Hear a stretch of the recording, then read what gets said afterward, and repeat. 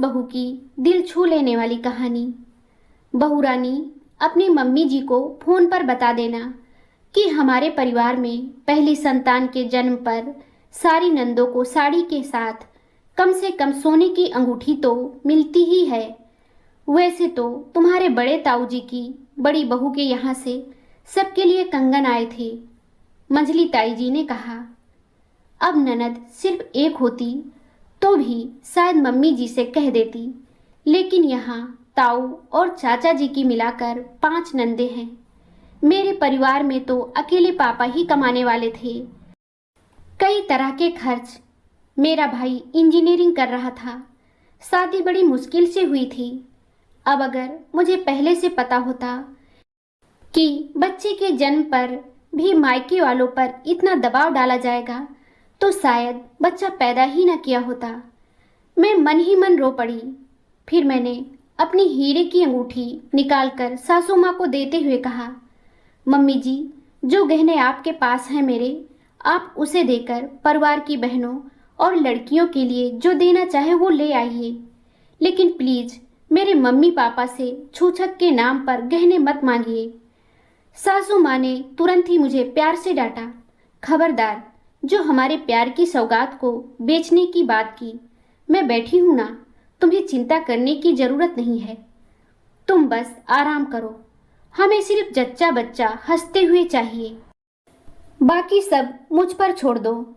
कुआं पूजन के दिन मेरा भाई छूछक का सामान लेकर आया। घर रिश्तेदारों और पड़ोसियों से भरा हुआ था। भाई नवजात को देख खुशी से भर रहा था, लेकिन मुझे चिंता थी कि अब पूरा खानदान आएगा और पूछेगा कि छूछक में क्या क्या आया। सासू माँ मुझे स्टोर रूम में ले गई और पीले रंग की बनारसी साड़ी पकड़ाते हुए कहा, ये साड़ी मम्मी जी लेकर आई हैं, तुम पर बहुत अच्छी लगेगी, और ये सब साड़ियाँ तुम्हारी नंदों के लिए हैं। फिर उन्होंने मुझे एक एक चीज दिखानी शुरू की और मैं दंग रह गई। सारे कपड़े, चांदी के बर्तन, खिलौने और हर ननद के लिए सोने की अंगूठियाँ। मेरे लिए भी एक प्यारी सी हीरे जड़ी चैन थी। सासू माँ पूरे जोश के साथ सबको दिखा रही थी। उत्सव के बाद मैंने अपने भाई से पूछा, ये सब कैसे हुआ? भाई ने मुस्कुराते हुए कहा, बहन, मैं तो बस एक सूटकेस लाया हूँ, जो भी सामान यहाँ है बस उसी में है। आंटी जी ने मुझसे कुछ भी नहीं पूछा कि क्या लाया हूँ, और मैंने भी कुछ नहीं बताया।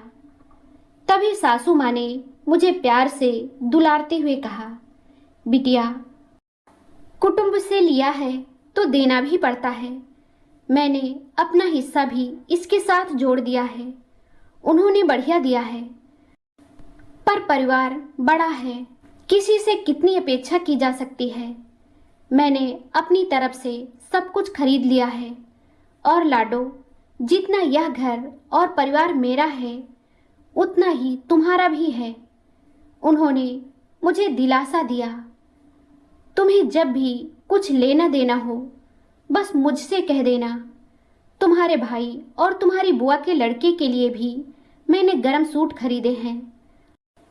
आखिर तुम्हारा सम्मान हमारा ही सम्मान है। मैंने हंसते हुए कहा, मम्मी जी, थोड़ा बदलाव चाहिए।